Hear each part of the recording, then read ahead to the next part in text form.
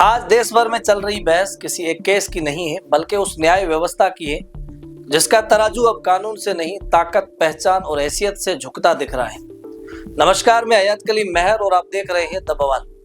आज अगर आप इस देश में अपराधी हैं तो कानून आपके लिए स्ट्रेचेबल है, उम्र के नाम पर, सेहत के नाम पर या भविष्य खराब हो जाएगा के नाम पर इंसाफ को रिलैक्स मोड में डाला जा सकता है।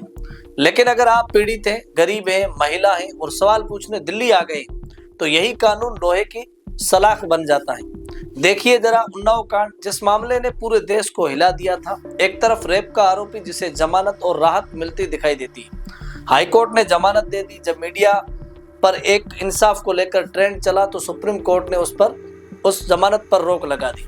और दूसरी तरफ वही पीड़िता जो जब दिल्ली आकर न्याय के लिए धरना देना चाहती है तो उसे ये कहकर रोका जाता है कि कानून व्यवस्था बिगड़ जाएगी। सवाल ये है, क्या न्याय मांगना अपराध है? याद रखिए, ये वही दिल्ली है जहां मुख्यमंत्री महिला है, जहां राष्ट्रपति महिला है, जहां हर मंच से महिलाओं की सुरक्षा के वादे होते हैं। एक तरफ नारे बेटी बचाओ बेटी पढ़ाओ और दूसरी तरफ जमीनी सच्चाई, पीड़िता पर सख्ती और आरोपी के लिए नरमी।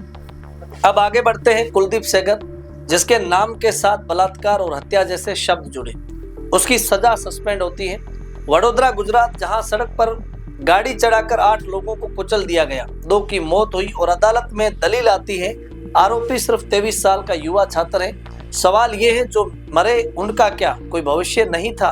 निठारी कांड, जहां गरीब बच्चियों के साथ बलात्कार हुआ, हत्या और अमानवीय दरिंदगी हुई, वहां वर्षों बाद दोषियों के छूटने की खबरें आती है।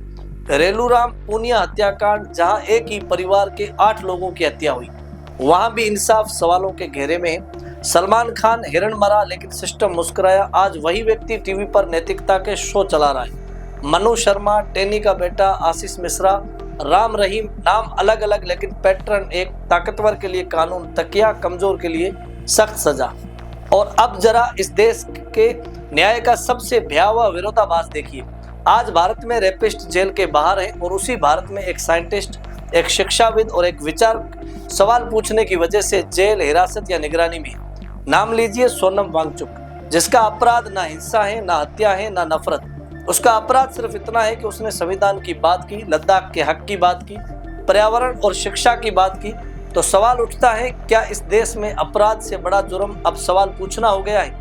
क्या दरिंदगी ज्यादा स्वीकार्य है या विवेक? जब रेपिस्ट को जमानत, पीड़िता को रोक और वैज्ञानिक को कैद मिले तो समझ लीजिए यह सिर्फ किसी अदालत का संकट नहीं, ये लोकतंत्र का संकट है। अगर यही न्याय है तो एक बोर्ड लगा दीजिए, यहाँ इंसाफ नहीं, पहचान और हैसियत देखी जाती है। क्योंकि जिस दिन लोगों का भरोसा न्याय से उठ गया, उस दिन कोई संविधान, कोई भाषण इस देश को नहीं बचा पाएगा। मैं सवाल कर रहा हूँ क्योंकि सवाल पूछना आज भी अपराध नहीं होना चाहिए।